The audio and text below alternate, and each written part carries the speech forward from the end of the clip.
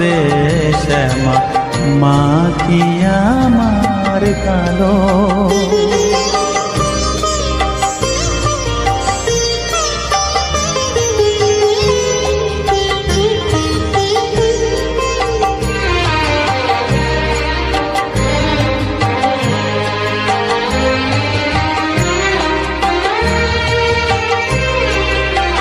শ্যামা কখনো পুরুষ, কখনো প্রকৃতি, কখনো শূন্যকার রে।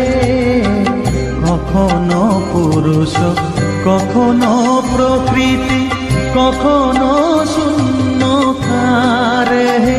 মায়ের সে ভাব ভাবিয়া কমলাকান্ত, সে ভাব ভাবিয়া কমলাকান্ত সহজে পাগল।